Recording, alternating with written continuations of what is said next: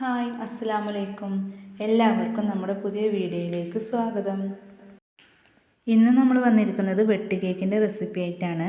ചായക്കടയിൽ നിന്നും കിട്ടുന്ന നാടൻ വെട്ട് കേക്ക് നമ്മുടെ വീട്ടിൽ തന്നെ നമുക്ക് തയ്യാറാക്കിയെടുക്കാം. വളരെ ഈസി ആയിട്ട് വീട്ടിലുള്ള ചേരുവകൾ വെച്ചിട്ട് തന്നെ നമുക്കിത് തയ്യാറാക്കിയെടുക്കാം. അപ്പം നമ്മുടെ ആവശ്യത്തിന് നമുക്കിനി വീട്ടിൽ തന്നെ ഇത് തയ്യാറാക്കിയെടുക്കാം.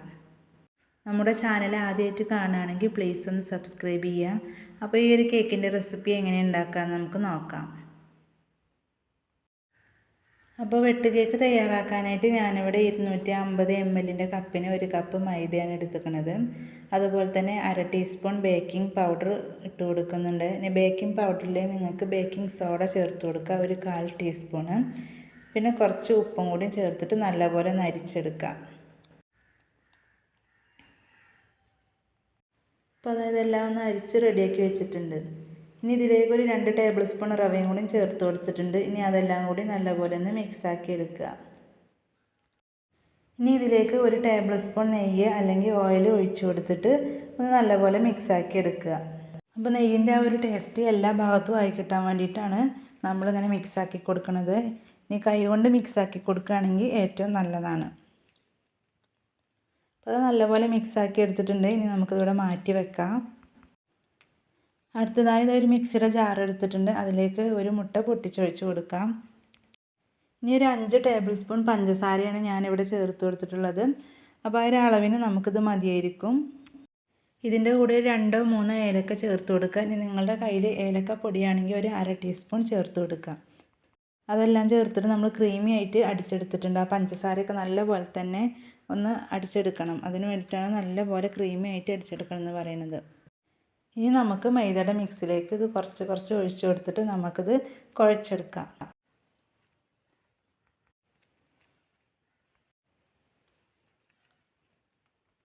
അപ്പോൾ അതവിടെ ഞാൻ കുഴച്ചെടുത്തിട്ടുണ്ട്. എനിക്കത് ആ ഒരു ബാറ്റർ പാകമായിട്ട് കിട്ടിയിട്ടുണ്ട്. ഇനി നിങ്ങൾക്ക് നിങ്ങളുടെ മാവ് ലൂസായി തോന്നുകയാണെങ്കിൽ 1-2 ടേബിൾ സ്പൂൺ മൈദപ്പൊടി ഇട്ടിട്ട് ഒന്നും കൂടി ഒന്ന് ശരിയാക്കി എടുക്കാവുന്നതാണ്. ഇനി ഇത് നല്ല കുഴച്ചെടുക്കേണ്ട ആവശ്യമൊന്നുമില്ല, കുറച്ച് കുഴച്ചെടുത്താൽ മതി. നമ്മുടെ ഒരു ചപ്പാത്തി മാവിൻ്റെ പരുവത്തിലായി കിട്ടിയാൽ മതി. കയ്യിൽ ഒട്ടി പിടിക്കുകയാണെങ്കിൽ നമുക്ക് കുറച്ച് ഓയിൽ തേച്ച് കൊടുത്തിട്ട് വീണ്ടും ഒന്ന് കുഴച്ചെടുക്കാവുന്നതാണ്.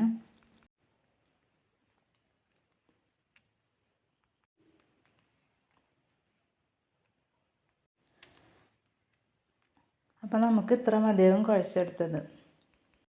അപ്പോൾ അത് ഞാനിവിടെ നല്ലപോലെ ഒന്ന് കുഴച്ചെടുത്തിട്ടുണ്ട്. ഇനി നമുക്ക് വേണ്ടത് ഈ ഒരു ബൗളിലേക്ക് കുറച്ച് ഓയിൽ തേച്ച് കൊടുത്തതിന് ശേഷം നമുക്ക് 2 മണിക്കൂർ നേരം റെസ്റ്റ് ചെയ്യാൻ വേണ്ടിയിട്ട് വെക്കണം.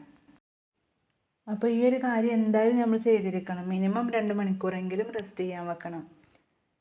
ഇനി നമുക്ക് അതൊന്ന് ഡ്രൈ ആവണീന് അതിൻ്റെ മുകളിൽ കുറച്ച് ഓയിലും കൂടെ ഒന്ന് തേച്ച് കൊടുത്തിട്ട് അടച്ച് വെക്കാം.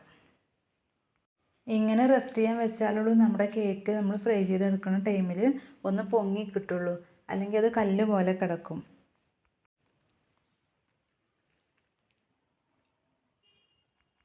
അപ്പോൾ അത് 2 മണിക്കൂർ നേരമൊക്കെ കഴിഞ്ഞ് നമ്മുടെ മാവൊക്കെ ഒന്നും കൂടി ഒന്ന് സോഫ്റ്റായി കിട്ടിയിട്ടുണ്ട്. ഇനി നമുക്ക് ഒന്നും കൂടെ ഒന്ന് കുഴച്ചെടുക്കാം. ഇനി കൈ കൊണ്ട് തന്നെ നമുക്കിതൊന്ന് ഇങ്ങനെ നീളത്തിലാക്കി ഇങ്ങനെ ഒന്ന് ഉരുട്ടിയെടുക്കണം. ഇത് കുറച്ച് കട്ടിയിൽ വേണം നമ്മൾ ചെയ്തെടുക്കാൻ, എന്നാലേ നമുക്ക് ചായക്കടയിൽ നിന്നൊക്കെ വാങ്ങുന്ന ആ ഒരു കേക്കിൻ്റെ രീതിയിൽ നമുക്ക് കിട്ടുള്ളൂ. അപ്പോൾ അത് ഞാൻ ഈ രീതിയിലാണ് ഇങ്ങനെ ചെയ്തെടുത്തിട്ടുള്ളത്. ഇനി നമുക്കിത് കട്ട് ചെയ്തിട്ടെടുക്കാം. അപ്പോൾ അത് ഒരു ഷേപ്പിന് വേണ്ടിയിട്ട് ഞാൻ ഫസ്റ്റത്തെ ഭാഗം ഒന്ന് കട്ട് ചെയ്ത് മാറ്റിയിട്ടുണ്ട്. ഇനി ഇതാ ഈ രീതിയിലാണ് ഞാൻ മുറിച്ചെടുക്കുന്നത്. മാവ് നല്ലപോലെ ലൂസാണെങ്കിൽ നമുക്ക് കട്ട് ചെയ്യാനൊന്നും പറ്റില്ല, കത്തിയിലൊക്കെ അങ്ങനെ ഒട്ടിപ്പിടിച്ചിരിക്കും. അപ്പോൾ അതവിടെ മുഴുവനായിട്ടും കട്ട് ചെയ്തെടുത്തിട്ടുണ്ട്. ഇനി നമുക്കിതിൻ്റെ മുകളിലായിട്ടൊന്ന് വെട്ടിട്ട് കൊടുക്കണം. അപ്പോൾ അതിന് 2 സൈഡിൽ നിന്നും ഞാനിങ്ങനെ കട്ട് ചെയ്ത് വെച്ചിട്ടുണ്ട്. എന്നാലുള്ളൂ നമുക്കിത് ഫ്രൈ ചെയ്തെടുത്ത് വരുമ്പോൾ പൂവിൻ്റെ ഷേപ്പിൽ കിട്ടുള്ളൂ. ഇനി നിങ്ങൾ ഒരു സൈഡ് മാത്രം കട്ട് ചെയ്ത് കൊടുക്കുക. നമുക്കിഷ്ടമുള്ള രീതിയിൽ കട്ട് ചെയ്തെടുക്കാം. കട്ട് ചെയ്യുമ്പോൾ നമ്മൾ ഏറ്റവും താഴ്ഭാഗം വരെ കട്ട് ചെയ്യരുത്, പകുതി വരെ കട്ട് ചെയ്താൽ മതി.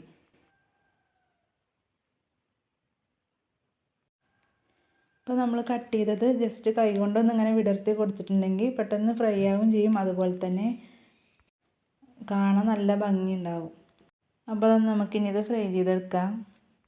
ഇനിയാണ് നമ്മൾ പ്രത്യേകം ശ്രദ്ധിക്കേണ്ടത്, നമ്മൾ പാൻ അടുപ്പത്ത് വെച്ചിട്ട് ഓയിൽ ഒഴിച്ചതിന് ശേഷം നല്ലപോലെ ചൂടാകാൻ വേണ്ടിയിട്ട് വെയിറ്റ് ചെയ്യേണ്ട ആവശ്യമില്ല. ചെറുതായിട്ട് ചൂടായി വരുമ്പോൾ തന്നെ നമുക്കിത് ഇട്ട് കൊടുക്കാം. എന്നിട്ട് നമ്മൾ ലോ ഫ്ലെയിമിലിട്ടിട്ട് തന്നെ ഇതൊന്ന് ഫ്രൈ ചെയ്തെടുക്കണം. വളരെ പെട്ടെന്ന് തന്നെ ഇത് കരിഞ്ഞു പോകും. അതുകൊണ്ട് തന്നെ നമ്മൾ എണ്ണ ചൂടായി വരുമ്പോഴത്തേന് തന്നെ ഇട്ട് കൊടുക്കുന്നത്. അപ്പോൾ അതാ ഒരു വശം ആയിട്ടുണ്ട്, നമുക്ക് തിരിച്ചിട്ട് കൊടുക്കാം. അത്യാവശ്യം പൊങ്ങിയൊക്കെ വന്നിട്ടുണ്ട്. ഇനി ഇത്ര കളർ വേണ്ടെങ്കിൽ നിങ്ങൾക്ക് ഇതിൻ്റെ മുന്നേ തന്നെ ഒന്ന് മറിച്ചിട്ട് കൊടുക്കുക. ഇത് നമ്മൾ ചെയ്തെടുക്കുമ്പോൾ അത്യാവശ്യം ടൈം എടുത്തിട്ട് തന്നെ ചെയ്തെടുക്കണം, എന്നാലേ നമുക്കിത് കറക്റ്റായിട്ട് കുക്കായി കിട്ടുള്ളൂ. ഇങ്ങനെ 2-3 പ്രാവശ്യമൊക്കെ തിരിച്ച് മറിച്ചിട്ട് കൊടുത്തിട്ടുണ്ട്. അപ്പോൾ അതാ നമ്മുടെ കേക്ക് ഇവിടെ റെഡി ആയിട്ട് കിട്ടിയിട്ടുണ്ട്. നല്ല പെർഫെക്റ്റായിട്ട് തന്നെ നമുക്കിത് കിട്ടിയിട്ടുണ്ടെങ്കിൽ നമുക്കിത് കോരി മാറ്റാം. അപ്പോൾ ഇത് കാണുമ്പോൾ തന്നെ നിങ്ങൾക്ക് മനസ്സിലായിട്ടുണ്ടാവും നമ്മുടെ വെട്ട് കേക്കൊക്കെ നല്ല അടിപൊളിയായിട്ട് നമുക്ക് കിട്ടിയിട്ടുണ്ട് എന്നുള്ളത്. ഇതുപോലെ നമുക്ക് ബാക്കിയുള്ളതും കൂടി ചെയ്തെടുക്കാം. ഇനി നമുക്ക് അടുത്തത് ഫ്രൈ ചെയ്യുമ്പോൾ ഓയിൽ നല്ലപോലെ ചൂടായിട്ടുണ്ടെങ്കിൽ നമുക്ക് കുറച്ച് നേരം ഒന്ന് ഫ്ലെയിം ഓഫാക്കിയിടാം. അപ്പോൾ ചൂടൊക്കെ പോയതിന് ശേഷം പിന്നീട് നമുക്ക് ഫ്ലെയിം ഓണാക്കിയിട്ട് ഇത് ഇട്ട് കൊടുക്കാം. ഇതിൽ നമ്മൾ ഓയിൽ ഒഴിച്ചു കൊടുക്കുമ്പോൾ മുങ്ങി കിടക്കുന്ന രീതിയിൽ നമുക്ക് ഒഴിച്ചു കൊടുക്കണം, എന്നാലേ ഇത് പൊങ്ങി വരുള്ളൂ പെട്ടെന്ന്. അപ്പോൾ നേരത്തെ ചെയ്തെടുത്ത പോലെ തന്നെ ഇതും അതുപോലെ തന്നെ ഒന്ന് ചെയ്തെടുക്കുക. നല്ല ബ്രൗൺ കളർ ആക്കിയിട്ടുണ്ടെങ്കിൽ നമുക്ക് ഒരു 2 ആഴ്ച വരെയൊക്കെ നമുക്കിത് എടുത്ത് വെക്കാം. നമ്മൾ 1-2 ദിവസത്തിനൊക്കെ ആണെങ്കിൽ നമുക്ക് അത്യാവശ്യം ചെറിയൊരു കളർ മാറിയാൽ മതി. അപ്പോൾ തന്നെ നമുക്ക് ഇതേപോലെ ഒന്ന് ആക്കിയെടുത്താൽ മതി. അപ്പോൾ അത് അടുത്തത് നമുക്ക് റെഡി ആക്കിയിട്ടിട്ടുണ്ട്. ഇനി നമുക്ക് ഇതും കോരി മാറ്റാം. കാണുമ്പോൾ തന്നെ നമുക്ക് മനസ്സിലാവും എത്ര ഭംഗിയുണ്ട് കാണാൻ. നല്ലപോലെ പൂവായിട്ട് വന്നിട്ടുണ്ട്. കണ്ട, വളരെ സിമ്പിളായിട്ട് തന്നെ നമ്മളിത് തയ്യാറാക്കി എടുത്തിട്ടുണ്ട്. അപ്പോൾ അതാ നമ്മുടെ വെട്ട് കേക്കൊക്കെ ഇവിടെ റെഡി ആയിട്ടുണ്ട്. അപ്പോൾ നമ്മൾ ചായക്കടയിൽ നിന്നൊക്കെ കിട്ടുന്ന അതേ രീതിയിൽ തന്നെ നമുക്ക് കിട്ടിയിട്ടുണ്ട്.